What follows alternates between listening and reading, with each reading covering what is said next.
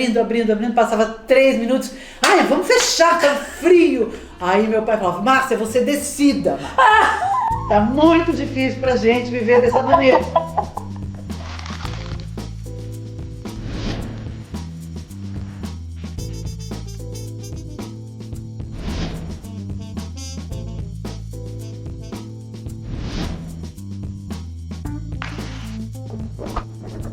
Então vamos lembrar que esse negócio de jornada hormonal dos 4M. O primeiro M é a menstruação, né? Então, que é a menarca, né? Que é esse nome horrível.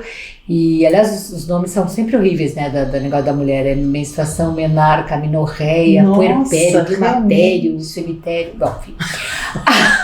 Mas da questão da puberdade, que é quando quando a menina sai da infância e vira mocinha, mulher. O que você lembra? Nada. Lembro muita coisa. Primeira coisa, sem ter referência nenhuma, quando eu tinha 5 anos, 6 anos, que é bem antes da puberdade, eu achava bonito se machucar, ficar machucada, botar uns band-aids, não sei o que lá. E eu lembro que eu peguei um absorvente, que se chamava Mods, da minha mãe, eu não sabia, eu achei que aquilo era uma gaze. E eu fui na perua da escola com 2 Mods no pulso. Não acredito. Juro. E aí a tia da Kombi, sabe? Não sei, uma pessoa falou, mas o que aconteceu? Eu falei, eu cortei os pulsos. Não, sem consciência de que cortar os pulsos pudesse levar à morte. Não era isso. É porque era assim, tipo, cortei o dedo, cortei. E aí eu falei, eu cortei o pulso.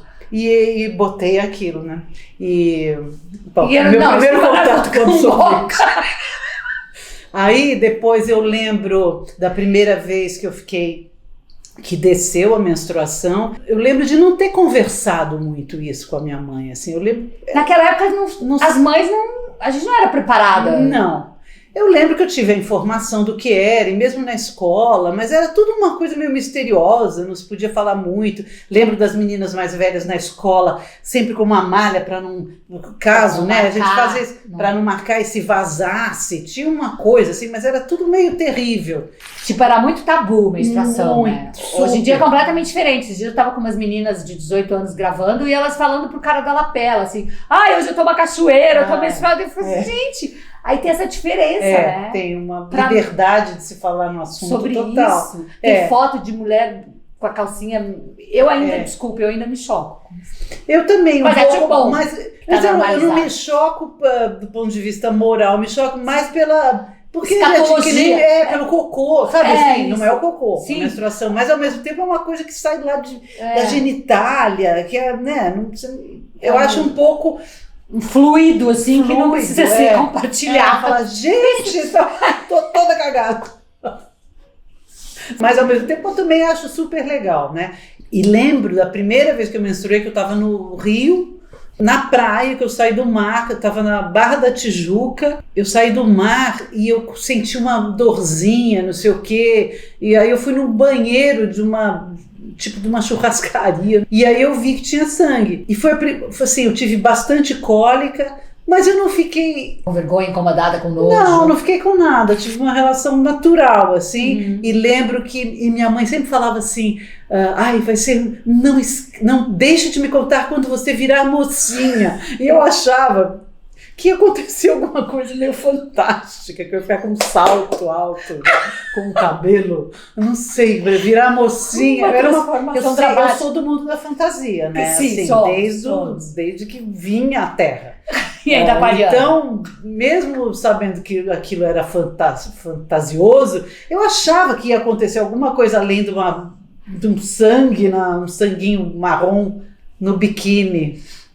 Você ficou decepcionada, então? Fiquei, achei que... Você continuou a mesma coisa. Né? Não, continuou a mesma coisa e com cólica. E ainda, tinha esse problema de ir na praia, né? Porque o OB demorou para surgir.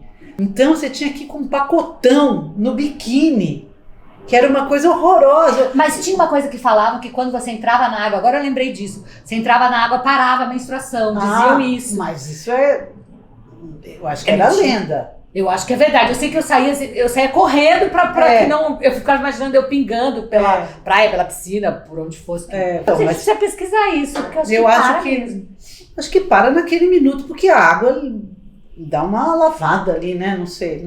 TPM, por exemplo, você lembra de falar em TPM? Não, TPM eu só lembro depois de quase menopáutica.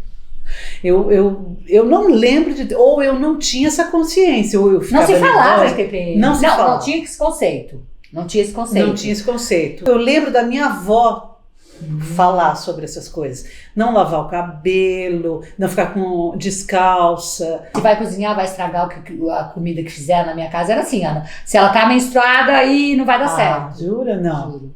Minha avó era uma pessoa muito austera, assim, nesse sentido, e muito conservadora. Eu acho que muito não comente, os meninos, vêm aí, seus irmãos. Essa ideia de que é feio, né? É feio você falar que você é uma mulher. Eu lembro que a minha mãe era mais relax, não passava isso. Mas como minha avó exercia forte influência sobre minha mãe, eu pegava isso de tabela também. A questão que eu tive com a menstruação, assim, depois já quando eu passei a transar e namorar e tal, pra mim sempre foi um problema esse negócio de transar menstruada. Pra mim também. Nossa!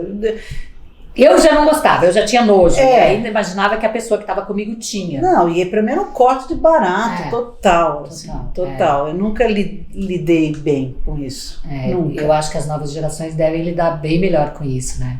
Mas a gente... Até porque você não tinha essa coisa de falar pro menino, falar... Sei lá, tinha uma coisa... Claro, quando você tá com alguém, você tem que dizer... Mas mesmo assim, era no dia que você sabia que ia acontecer, você vai sair com ele e tal, não sei o que lá. Nossa, já começava o drama dali.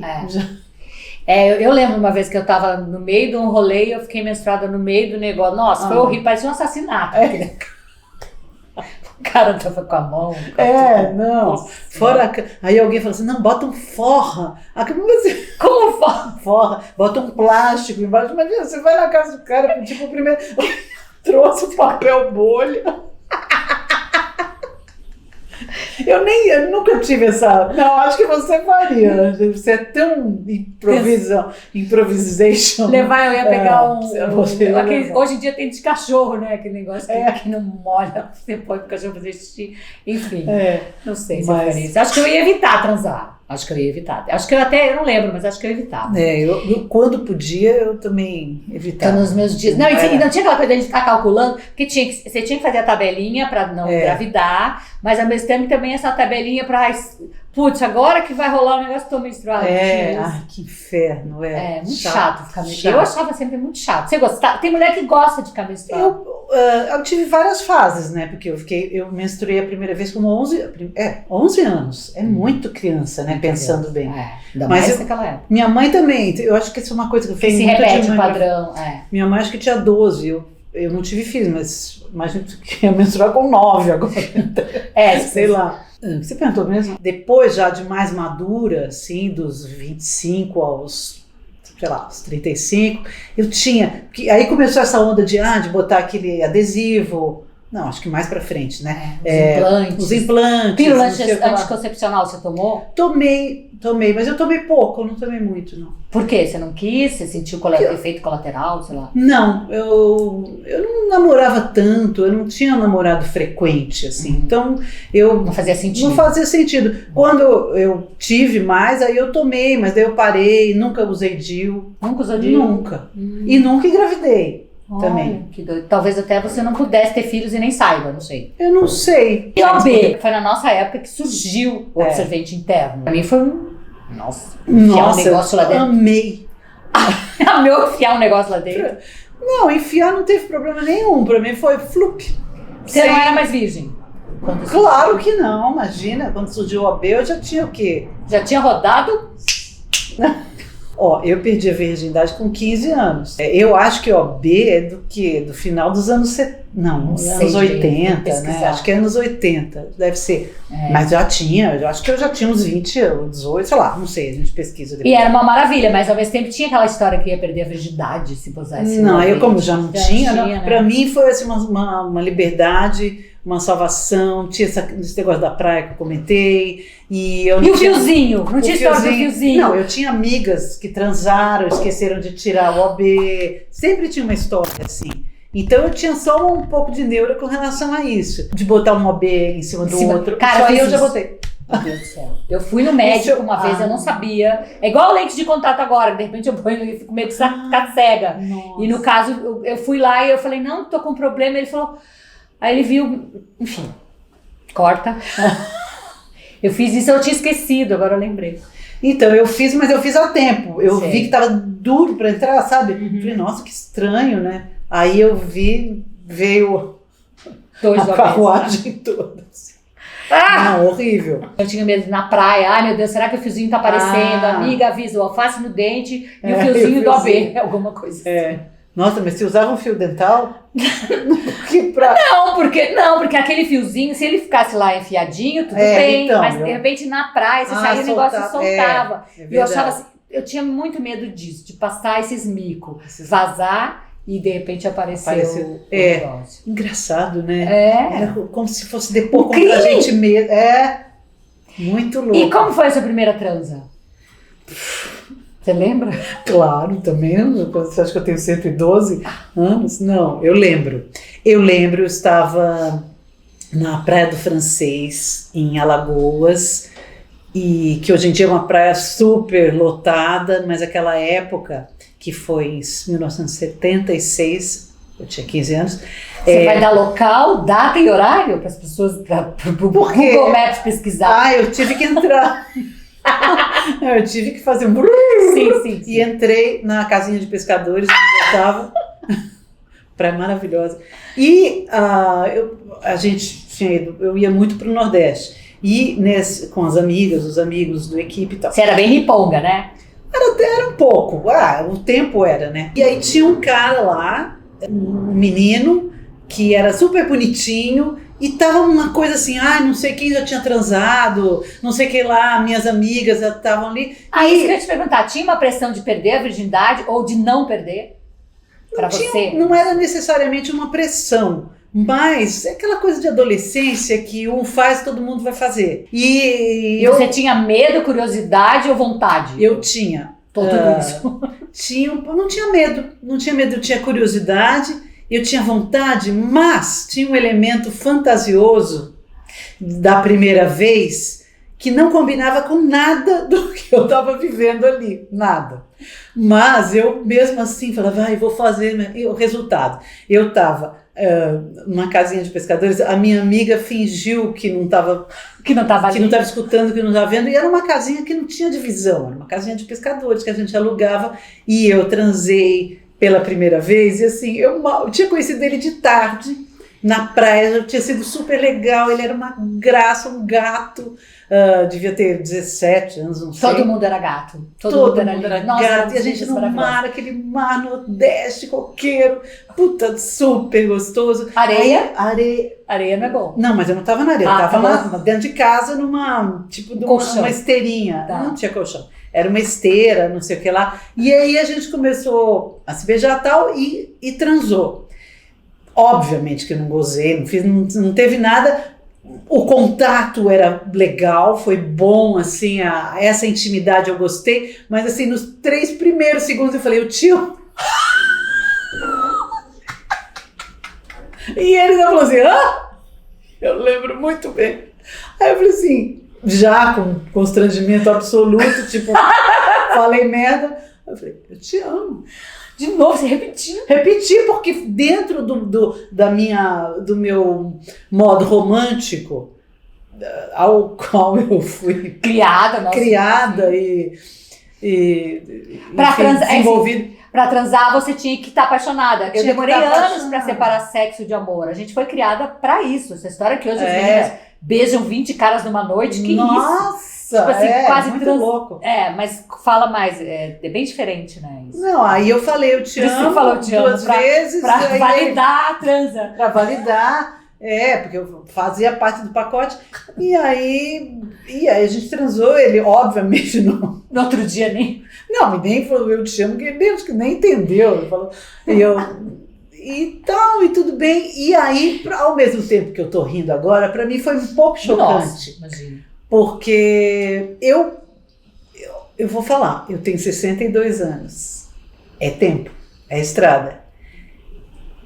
Eu acho que eu estou conseguindo me livrar um pouco desse estigma, não é estigma, mas dessa criação romântica agora. Agora. E isso me atrapalhou. Me beneficiou para a arte, certo. Que eu coloquei muito disso, me salvou, porque senão eu ia estar na sarjeta, deprimida, fodida. Mas o teatro, a arte, a dança, o mundo romântico, a imaginação, a ficção. Exatamente, a imaginação me trouxe um lugar onde eu pude colocar tudo isso, mas mesmo assim nos relacionamentos eu sempre quis que aquele cara que eu tava correspondesse ao sonho que eu tinha. Ao príncipe da história. Então sempre foi um sofrimento mesmo com ótimos momentos, que graças a Deus existiram e existem, mas sempre foi um sofrimento. Agora eu acho que eu amadureci um pouco nesse sentido e, enfim, fugi um pouco total. Não, mas isso é da nossa geração, essa história. Isso que eu fico. Eu também demorei, acho que foi com 40 e poucos anos que eu descobri que eu podia transar sem amar. Claro que eu ainda gosto de ter uma conexão com alguém, não é assim, tá passando na rua, foi, né? Imagina. Mas hoje em dia é muito normal isso, você só tem até esse conceito sexo casual, que eu lembro que há um tempo atrás apareceu, né? Amizade colorida. Da nossa idade, da nossa geração tinha um pouco isso, amizade colorida, pau amigo, essas coisas assim. Mas, bom, pra mim sexo também sempre foi um tabu, acho que pela tua criação foi bem menos, assim, né? Foi uma questão pra mim perder a virgindade, depois que eu perdi eu fiquei me sentindo suja, bababá, aquelas coisas todas, mas era uma questão da minha família, né? E a transformação corporal, porque assim, né, da menstruação, daí você, que nem eu, era reta, sem peito, sem curva, assim, bom, peito eu nunca tive, depois eu botei silicone. Mas seu corpo foi mudando, assim? Peito começou a nascer assim com 11 anos também, né? Nessa época também um pouco. Eu não gostava. Você não gostava? Não, eu não gostava porque doía. E eu gostei da ideia de comprar um sutiã. Isso eu realmente adorei. E tive antes que as meninas da minha classe. Porque essa fase é muito... Tem menina de 11 anos que parece que tem 7 e tem menina de 11 que parece que tem 18. Eu sempre me achava linda até ficar mocinha. Aí comecei a me achar um cocô. Puta, e aí começou a vir espinha e eu não achava, eu não me comparava. Engraçado, antes eu não tinha esse negócio de comparação. Maravilha. Eu era feliz, assim, e nem pensava assim, sou bonita, sou feia, não pensava isso. E me achava bonita. E aí começou uma coisa de comparação. Eu lembro assim, porque a gente começou a fumar. A gente ia no vestiário, comprava um maço de cigarro, né? E todas as meninas e fumavam, era um para cada uma. E eu era sempre magrinha, e eu fazia dança desde pequenininha, adorava, tal. Era do movimento, era do esporte. Nunca fui boa em muita coisa do esporte, mas amava jogar basquete, amava a turma, amava estar em turma, dançando, cantando, qualquer coisa assim. Eu lembro que a gente sentava assim com o uniforme da escola e uma vez eu vi uma menina da minha turma com a batata da perna mole. E eu achei aquilo super... Ela estava assim, sentada com a perninha assim, e ela era um pouquinho mais de 12 anos.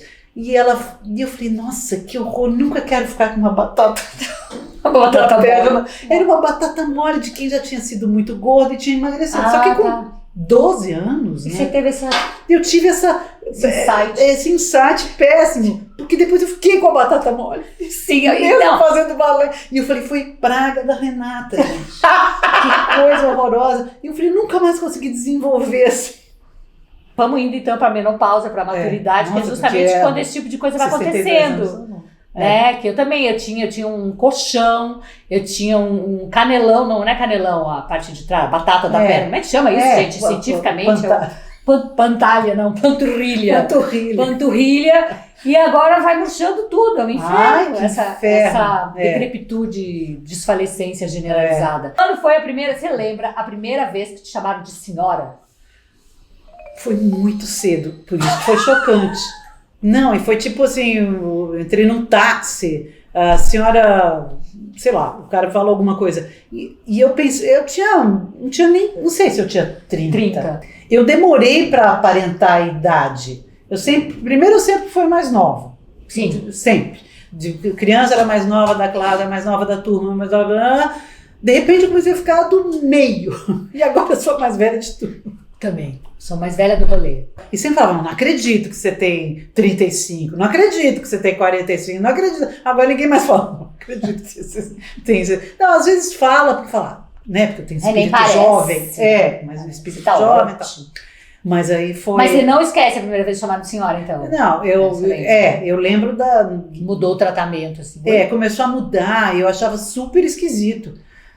Mas aí quando mudou definitivamente... Aí você não saiu de boné, de repente de mini saia e um boné pra trás? Não, não, eu não tenho... Não, eu não tenho mesmo. Menopausa, minha mãe, que também aí acho que a gente repete padrão, como repetir menstruação, a idade de menstruar, a idade de menopausar. Eu lembro assim, meu pai ainda estava vivo, em casa... minha mãe tá sentada assim, fazendo alguma coisa, conversando com a gente, de repente ela faz que calor! E não tava, obviamente. Que calor! E vocês? Aí eu e meu pai assim. Aí ela abria as janelas, ia abrindo, passava 3 minutos. Vamos fechar, tá frio! Aí meu pai falava, Márcia, você decida. Tá muito difícil pra gente viver dessa maneira. Jura? E eu lembro ele era espirituoso. Muito, muito. Vocês sabiam que isso era menopausa? Porque eu lembro da minha mãe, a primeira vez que eu vi ela, no meio da noite, eu acordei, ela estava acordada, e eu falei, mãe, o que está acontecendo? E ela estava assim... Ela falou, não é nada, minha filha, nada. Eu fiquei até, assim, eu fiquei com pena da minha mãe. Anos depois que eu vinha saber que aquele momento era... eu demorei também para saber um pouco. E minha mãe fez uma operação de esterectomia, que depois eu também vinha fazer. Você tirou o útero? Tirei. Eu trouxe, inclusive, aqui para mostrar para vocês. Eu vou pegar, que eu guardei. Eu gosto tanto de mim que eu guardo meu apêndice, eu tenho meu útero. Eu vou pedir para você não mostrar pra gente as suas vísceras, porque não interessa a ninguém. Mas o médico falou como você é bonita por dentro. Uma vez o cara falou, você tem o colo do útero lindo. Eu fiquei super orgulhosa. Depois eu pensei, pra que serve? Mas enfim. Tá, mas vai, volta, o que você tava falando? Não, aí minha mãe, enfim, depois só que eu fui perceber, quando ela fez essa cirurgia, o médico falou que provavelmente ia antecipar a menopausa dela. Tá. E o que aconteceu comigo também, antecipou a minha. Mas eu comecei a sentir calores também, por volta dos 53. E aí, tipo, começou a falhar a menstruação, essas coisas, não? Demorou.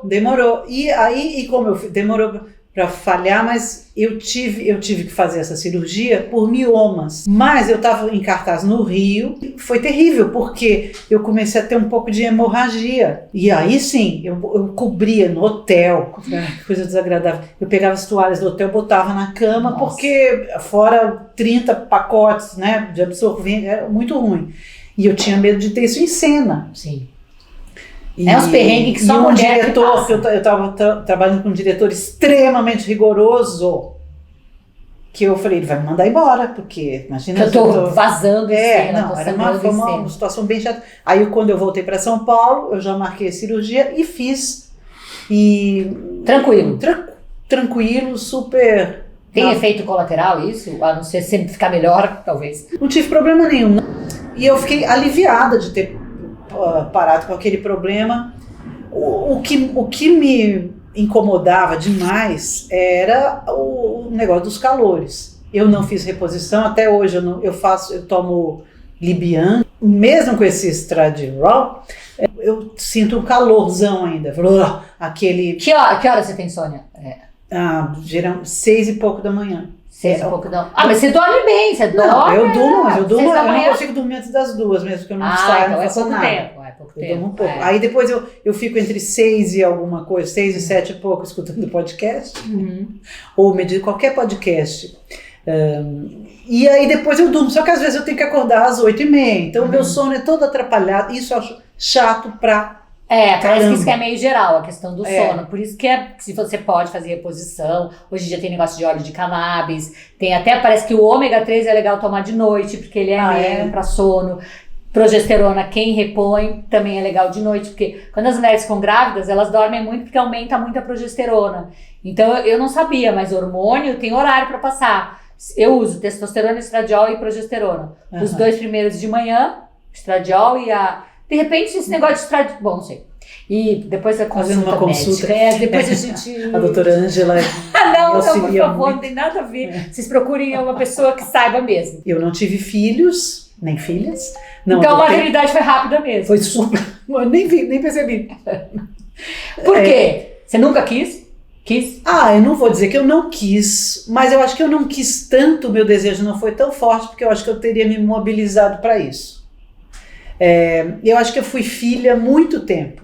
Eu acho que essa condição de filha, eu sou, né? Ainda, mas agora eu já... Agora você é a mãe da sua mãe, inversão, né? Sua mãe é sua filha. E eu acho que esse modo fantasioso de ser talvez tenha me distanciado da realidade de ter um filho. Da realidade de ter um filho. E também, eu gostaria de ser mãe, eu tenho essa maternidade muito viva, eu adoro crianças, tem tudo cuida, isso. Eu gosto assim, de educar, sabe? Eu não quis cumprir um roteiro que a sociedade já pedia. Eu não tinha cobrança, mas eu não tinha essa consciência. Não é que eu era uma fodona, falava... Rebelde. Não era.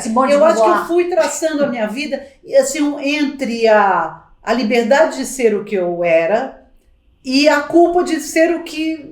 Pediu que você fosse. Porque eu lembro assim que as minhas tias-avós falavam, e a Patrícia, quando é que vai casar? E isso causava na minha mãe um constrangimento e em mim, por ela, porque eu não queria deixar ela constrangida, e por mim, porque eu falava assim, nossa, deve ter alguma coisa estranha, mas eu não sou estranha, sou super legal. Não, mas você é esquisita, você não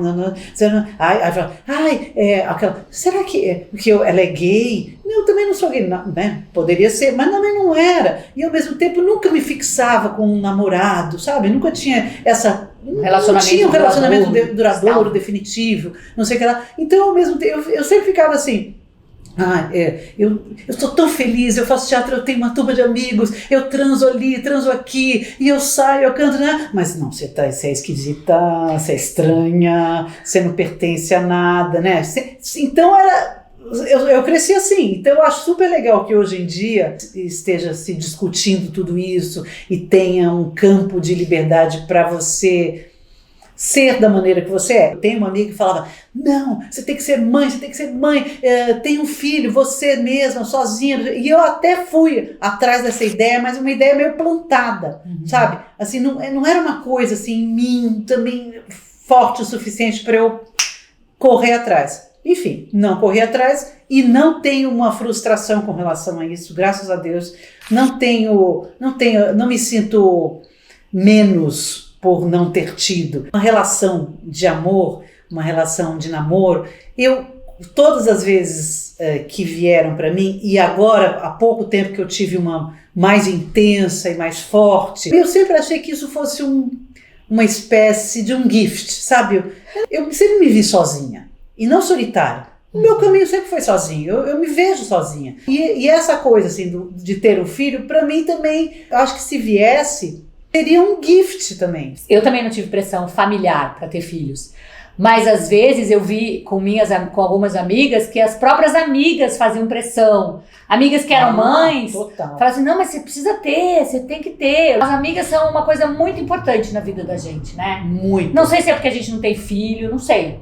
Mas pra mim, amiga, né? Amiga mulher faz uma diferença, assim, na minha vida. Sempre fez, desde pequena. As amigas foram minhas famílias, sempre. Eu sou muito boa amiga também, eu acho que isso eu vim com isso, assim, né? Você também, você é fantástica. Agora, quem vai cuidar de você na velhice? Porque a Patrícia, ela cuida da mãe dela, que tá ótimo, mas tipo assim, você vive com a sua mãe, né? Até hoje. Quantos anos tem a sua mãe? Minha mãe é 88. 88, uma Márcia maravilhosa. Sua mãe virou sua filha, você que não teve filho, agora tem uma filha que é a sua mãe. Sim, porque eu tenho 2 irmãos, mas é isso.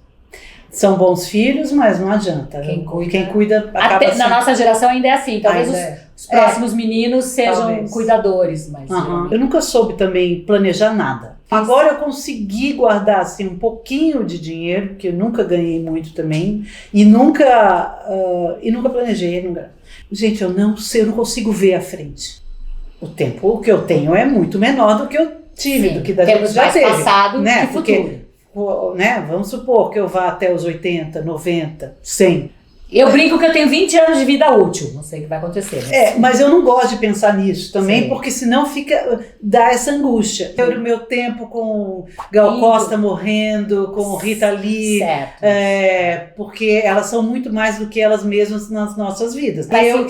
Que os seus contemporâneos ou seus ícones estão indo. Ao mesmo tempo, é legal assim, a gente se ligar nas coisas que vêm, porque eu também não é da minha natureza a amargura. Eu sou muito mais triste do que eu era. Eu nunca fui... A tristeza... não é que eu não sou triste, porque eu saio rápido dos buracos. E a minha natureza é essa. Ela é energética. É solar. Mas, ao mesmo tempo, acho até que é uma questão de sensibilidade. Né? A tristeza é senhora. A tristeza faz parte da vida. A tristeza é um poço onde a gente se alimenta também.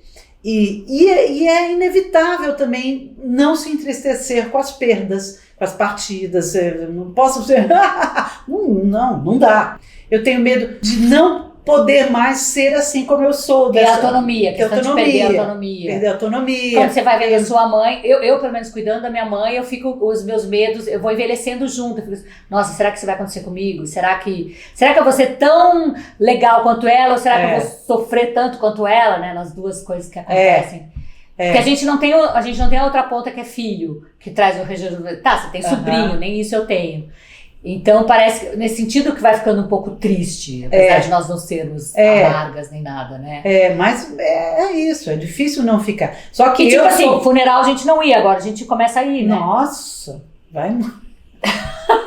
É uma nova realidade, você não vai, mas você não é convidada para festa de 15 anos, para casamento, para formatura, é mais funeral mesmo.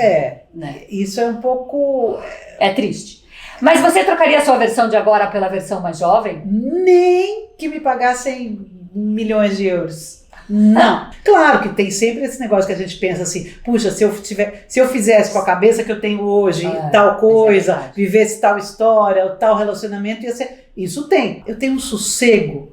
Eu gosto de ser velha, mesmo tendo me divertido muito, muito, assim, energeticamente falando. Ai, como eu gosto. Assim, fazer 2 programas por dia pra mim já... Saco. Mas você sabe, agora eu lembrei da Rita Lee, né? Que é uma das nossas guruas, da nossa geração. Eu sempre digo, a Rita Lee, ela foi jovem com todas as características mais a fuder de ser jovem. Aquela coisa de revolução, blá, blá, blá. E como velha, ela também foi muito velha, né?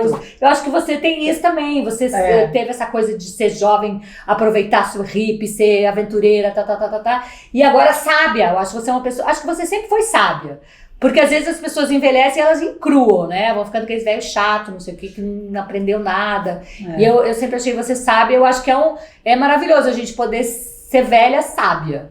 Né? Na minha família, eu sou tida como uma psicóloga, pejorativamente falando. Minha mãe, eu cuido dela assim, parece uma pastora, porque sempre eu saio, tenho o sermão da manhã, tenho o sermão e ela me acha chata, ela me ama, eu falo, mãe, eu sei que eu sou chata, mas eu sou legal pra caralho, mas você é chata.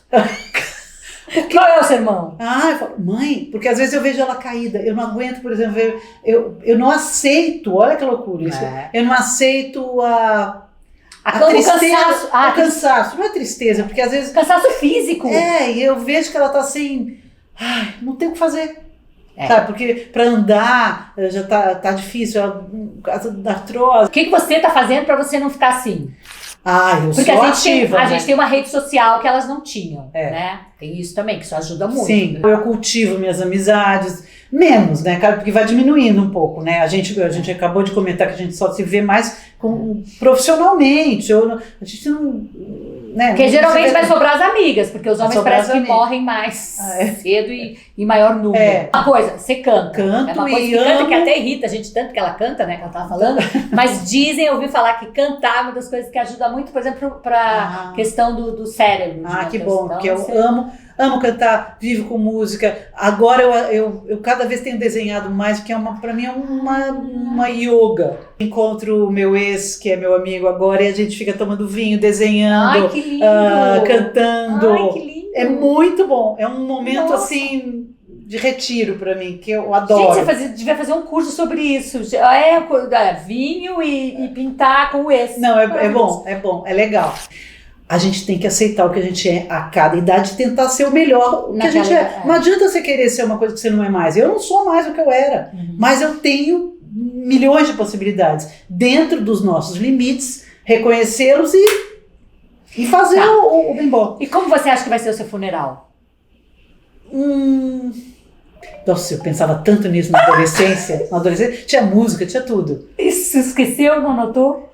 Não, lembro, mas eu já não acho que seja a mesma coisa. Como que você pensava que você queria? É que agora eu já não dou tanto... Mas como você lembra? Tinha uma música do George Harrison. Que não tinha nada a ver. Here Comes the Sun? Não, é dele. É dele. Não. I live, but I live in the world. Aí tinha uma lá do Dark Horse. Tinha uma época que era I'm a Dark Horse. Porque não tinha nada a ver. I'm a Dark Horse. Eu imaginava todo mundo. Nada a ver. Aí também já tive a fase do... Nossa, eu nunca vi uma pessoa que tem fase de funeral. Então você era primeiro. Já imaginei as pessoas funeral, recebendo a notícia da minha morte. Nossa, eu chego a chorar de saudade de mim, você acredita? Não, várias vezes eu falei assim, nossa, eu até escrevi isso na nuvem, né? Nossa, que falta que eu vou fazer. Vai. Ai, meu Deus. Mas assim, até eu escutei uma vez não sei se foi o Jô Soares, o Chico Anísio falando assim, eu não tenho medo de morrer, eu tenho pena de deixar de viver. Isso eu acho verdadeiro, assim. Ao mesmo tempo, agora eu não gosto mais muito de imaginar, eu não tenho problema de imaginar minha morte, mas eu tenho pavor de morrer antes da hora da minha mãe, sabe, assim, de deixar ela, o sofrimento que tu causaria a ela. Nossa, sabe, espiritualmente eu me sinto muito livre, sabe, não tenho medo da morte, não tenho. Como diz Gilberto Gil também, que a música popular brasileira faz o meu intelecto. Eu não tenho medo da morte, eu tenho medo do caminho, né? De se sofrer. É isso. Agora, o que vai ser, o que saiu do mundo. Eu penso assim, nos meus caderninhos, eu tenho muitos caderninhos. O que interessa, né? O que interessa? Assim, o que a vida da gente... O que a gente pode deixar? Então, o que eu posso deixar, e eu penso nisso, assim, é uma passagem bacana, sabe? É um trajeto bacana. Então, por isso que eu... não que isso seja muito importante, sabe? Acho que mas o afeto, o amor é importante. O que você deixaria escrito no seu epitáfio, sei lá? Você não pensou nessa frase? Eu amei viver. Que lindo! A gente podia terminar aqui. Mas como é que você quer que seja? Você quer que a gente cante? Já tá falando. Quem vai você vai morrer? Que eu vou estar na produção do seu funeral. O que você quer, Patrícia? Ai, gente. Você quer que música? Você quer ser cremada? Não, eu quero ser cremada, com certeza.